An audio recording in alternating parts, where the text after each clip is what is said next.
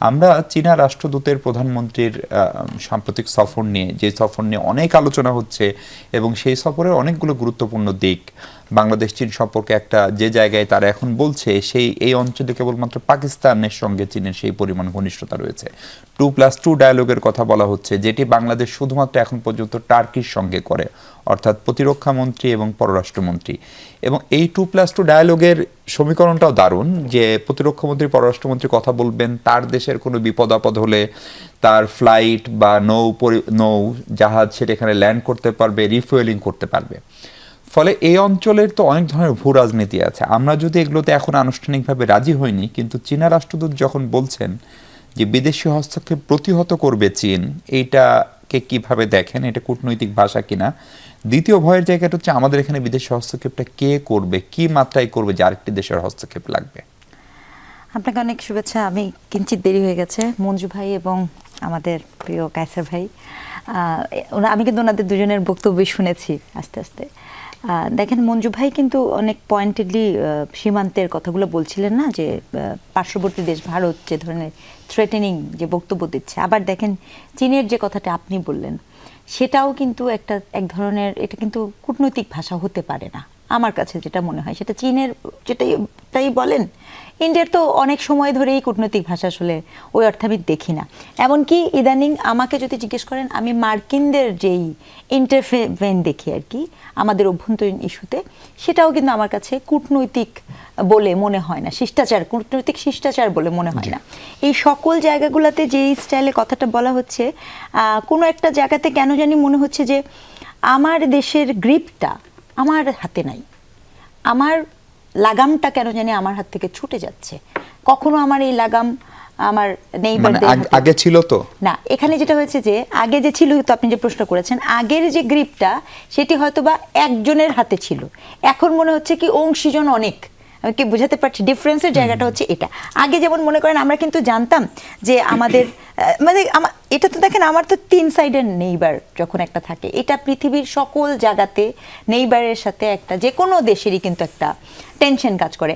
আমি পিএইচডি করেছিলাম অকল্যান্ড থেকে, আপনি জানেন নিউজিল্যান্ড থেকে মাঝখানে কিন্তু একটা সমুদ্র আছে অস্ট্রেলিয়ার, ওখানেও কিন্তু নিউজিল্যান্ড এবং অস্ট্রেলিয়ার মধ্যে একটা কোল্ড ওয়ার চলে, ওরকম ভাবে চলে। যুক্তরাষ্ট্র, মেক্সিকো, যুক্তরাষ্ট্র, কানাডা, তো এটা কিন্তু একটা কমন ব্যাপার। কাজে আপনি যখন বললেন, আমাকে প্রশ্ন করলেন আগে ছিল তো আগের গ্রিপটা হচ্ছে আমি জিওগ্রাফিক্যালি বাউন্ডেড, কিন্তু এখনের যেটা সেটা তো আমি জিওগ্রাফিক্যালি বাউন্ডেড না, আমি কখনো ফিনান্সিয়ালি বাউন্ডেড হয়ে যাচ্ছি। মার্কিন চুক্তি আমার বাউন্ডারির একটা বড় জায়গা।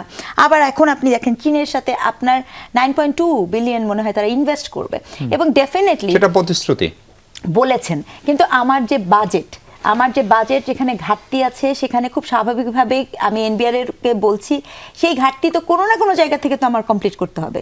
এবং প্রধানমন্ত্রীর চীন সফর এটি কেবলই কূটনৈতিক সফর আমার কাছে তো সেটা মনে হয়নি। আমার কাছে ব্যক্তিগতভাবে মনে হয়েছে এটি পুরোপুরি একটা এই অর্থনৈতিক যেই ক্রাইসিস, সেইটাকে মাথায় রেখে উনি চীন সফরটা করতে বাধ্য হয়েছেন করতে। বিকজ এই মুহূর্তে আপনার আমাকে অর্থনৈতিক সহায়তা দেওয়ার আর কোনো শক্তি নাই। মানে ইউজুয়ালি আমরা সৌদি থেকে আনি, কিন্তু সৌদি থেকেও যে আমরা আনি, সৌদি তো আপনার এখন একটা ইরান অস্থিরতা আছে, তার কিন্তু সেই জায়গাটাও নাই।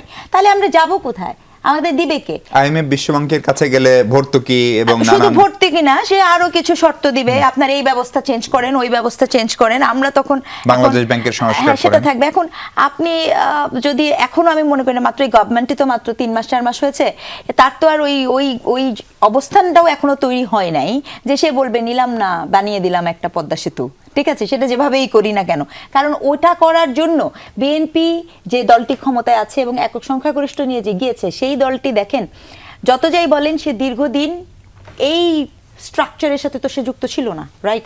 এবং এই স্ট্রাকচারের পরিবর্তন, এটা শুধু বিএনপি না, আমি কিন্তু এটা ফিল করি, আমাদের বিরোধী দল বলেন, আমাদের বর্তমান যারা আছে, যারা আমরা বিরোধিতা করি, এই 17 বছরের যে একটা কৌশলগত কূটনৈতিক দুনিয়ার স্ট্রাকচার, ইকোনমি, এই যে একটা পরিবর্তন, এটার যে একটা professionalism, I repeat the term professionalism, সেটা কিন্তু আয়ত্ত করার বিষয়। এটা কিন্তু অল অফ এ সাডেন চলে আসবে, এটা হয় না, এবং সেটার জন্য নিশ্চিতভাবে সময়টাও দিতে হবে। এটা আমার কাছে মনে হয় দূর থেকে দেখে ব্যাপারটা।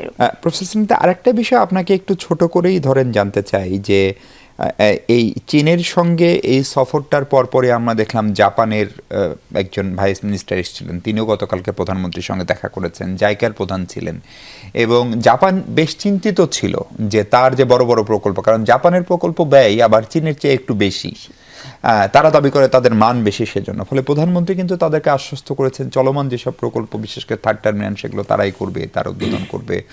ধারণা করা হচ্ছে প্রধানমন্ত্রী খুব শিগগিরই জাপান সফরেও যাচ্ছেন, সেটা হয়তো জুলাইতেই, আমরা এখনো নিশ্চিত না, একটা তারিখ নিয়েও আলোচনা হচ্ছে। ফলে একদিকে চীন, আরেকদিকে জাপান, আরেকদিকে মার্কিন যুক্তরাষ্ট্র, ভারতকে অস্বীকার করার সুযোগ নাই কূটনৈতিকভাবে, রাজনৈতিকভাবে করলেও। রাশিয়ার সঙ্গে আপনি নিউক্লিয়ার পাওয়ার প্ল্যান্ট করছেন, ফলে সেখানেও এক ধরনের দায়বদ্ধতা আছে। ফলে এটার জন্য আপনি যে প্রফেশনালিজম বা টিম ওয়ার্কের কথা বলছিলেন, সেইটা ধরেন নতুন একটা সরকার 20 বছর যারা ক্ষমতার বাইরে, তার করতে তো 1-1.5 বছর যদি লাগেও, এর মাঝখানে এই শক্তিগুলো কি বসে থাকবে? তারা তাদের ইন্টারেস্ট আদায়ের জন্য কৌশল নেবে না? ডেফিনেটলি তারা ইন্টারেস্ট আদায়ের জন্য কৌশল নেবে। এবং এখানে একটা টুইস্ট আছে, যেমন মনে করেন এই যে যেটা শোনা গেল যে চীনও তো একটা আপনার বন্দরের আমাদের একটা রুট চাচ্ছে না, এখন সেটা নিশ্চয়ই তার ইন্টারেস্ট, সেটা নিয়ে এখন আলাপ হয় নাই। এখন এই যে এই বোঝাপড়াটা কিন্তু কূটনৈতিক বোঝাপড়ার সাথে সম্পৃক্ত।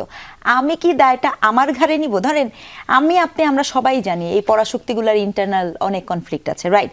এখন আমাদের ট্রিক্সটা যেটা হতে পারে যে এই ট্রিকটা আমাদের ঘাড়ে না দিয়ে তারা যখন এই ইসেতে সামিল হন, কারণ আমি তো এখনো ব্রিক্সে ঢুকতে পারি নাই ভাই, যত যাই বলেন বাংলাদেশ ব্রিক্সে ঢুকুক, এটা কিন্তু আমি মননে প্রাণে চাই একজন নাগরিক হিসেবে। আসিয়ানেও ঢুকতে পারি না। হ্যাঁ, আসিয়ানেও ঢুকতে পারিনি। আপনি আমার, এবং দেখেন সার্ক কাজ করে না, সার্ক কাজ করে না।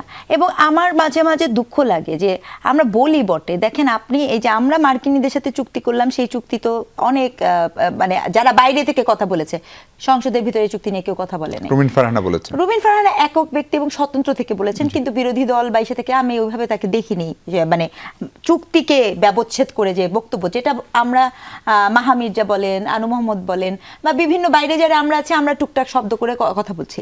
দেখেন আপনি নিশ্চয়ই জানেন যে ইন্ডিয়াও একটি চুক্তি করেছে ইউরোপিয়ান ইউনিয়নের সাথে, দ্য গ্রেট মাদার টাইপের একটা চুক্তি। ওই চুক্তিতেও ওদের অনেক সংকট হতে পারে, কিন্তু সেখানে তার বেনিফিটগুলো চিন্তা করে দেখেন যে তার ইউরোপিয়ান প্রোডাক্ট সরাসরি সেখানে ইন্টারভেন করতে পারছে, সরাসরি এখানে চলে আসছে।